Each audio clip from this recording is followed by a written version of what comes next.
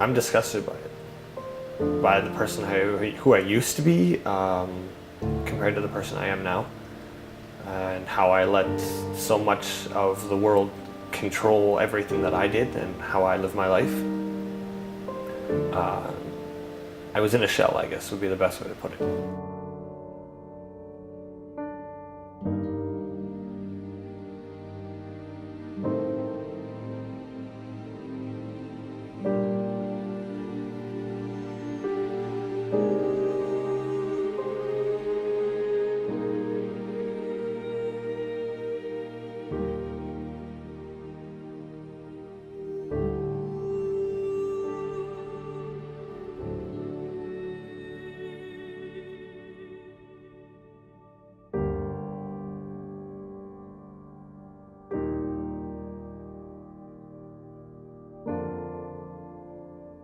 My stepdad was in the military, so we spent a lot of time moving around from place to place. I've lived all across Canada because of that. Eventually we settled in Winnipeg, where they bought a house. And that's where things kind of changed and got a little worse. I got myself into some trouble.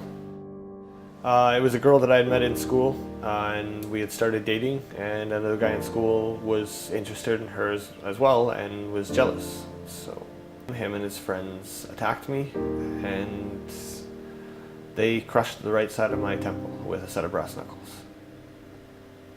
After the beating, like, my physically was healed, like on the outside. My brain had suffered such trauma from the impact of what I'd gone through that parts of it won't heal, or will never heal. It's caused me severe memory loss.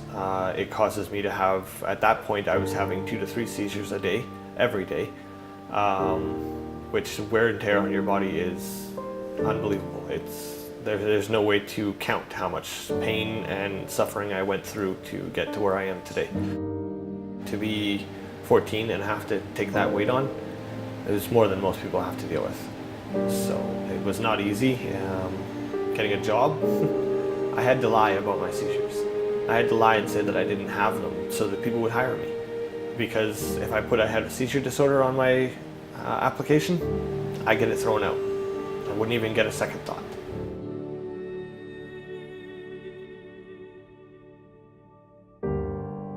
Growing up in a military family, we didn't have a lot of money.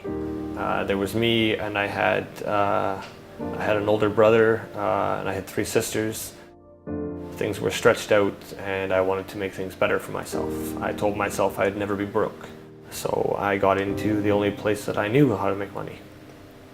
I started selling drugs with friends, just selling pot and smaller stuff, and that turned to selling coke, and then selling meth and getting into meth and coke. I suffered a stroke at the age of 23. I did too much of one drug by myself, and it was just a bad idea. But that was the beginning of an eye-opener for me. I realized that all I was doing was running. All I was doing was running and hiding, and I was done. I was done playing in the darkness, as I call it now. And so I asked for people to help me, and that's something I normally wouldn't do. And that little bit of help was what started everything for me and brought me to where I am now.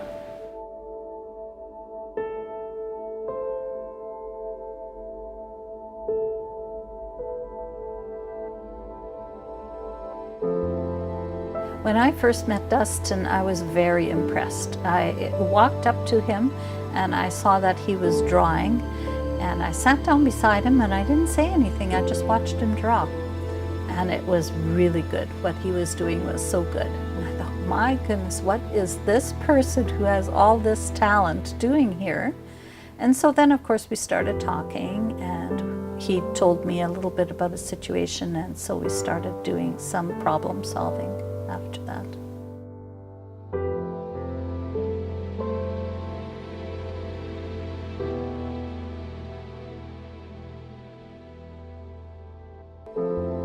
I felt a sense of hopelessness that he had within himself.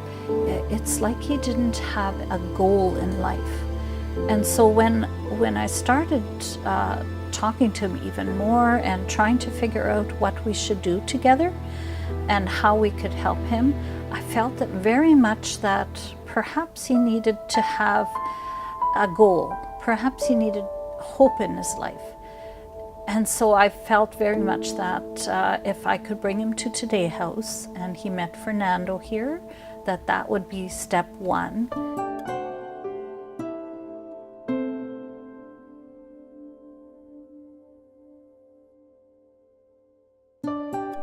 He was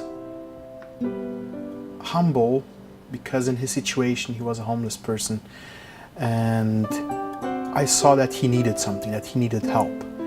But at the same time he had this passion for drawing things, and that's what I remember from him. A person that was in need, I was able to help him, and the way he said thank you was drawing things for me, for my kids, for Today House. It was good. With every person, every guest that we host here, there's a different story of hardship behind them, and we have got to learn to respect that, to give them the basic dignity that they deserve, even though we may not agree with what's gone on in their lives or how they've managed it, but we should still respect that. And then the meals, the shower, the fresh clothes, the warm beds, a sense of belonging was a big thing, and that's what part of our aim is here, to offer hope by giving a sense of belonging.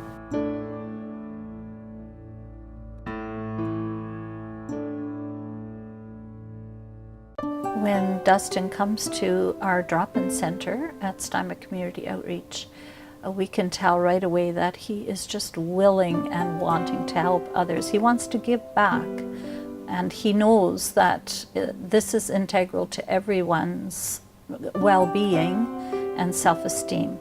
And so he does that by telling them his story, and he does that by being there for them, listening to them, and creating his art for them and giving them little gifts with his art. When I was younger, it was more my life and that was it. So that was a choice. I started helping there, which led to going to a place called Menomart here in Steinbach, where I volunteer.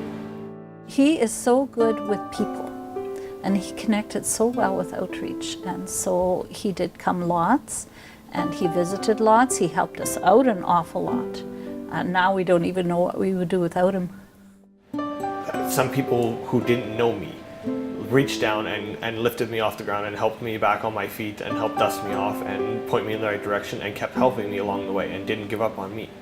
So now I want to do the same for other people. I want to push forward and keep helping other people who think that they can't make it anywhere and can't go anywhere in life, and know that when they meet people like Irene and the outreach program and the Today House, that they can move forward, that they can make an impact in their lives and change for the better. Being part of our organization helps us continue our journey as into offering our guests dignity, hope, food, laundry, and it's a sense of being part of the community. It's being part of the bigger picture, the community spirit that we know that Steinbach is all about. Independent where you are, we need to feel that we are welcome, that we are loved, that we have dignity. I really want people to know that we are helping those people that have a real story behind it, a very true kind of experience where they have been just rock bottom. And now with being able to connect with someone, there is some hope. These are people that have so little hope in their life. And by giving them that little bit of hope, they can become what Dustin has become. And these are people that we meet day after day after day. They are real people, they are such good people, and they want the best. And here we are. All we have to do is connect with them.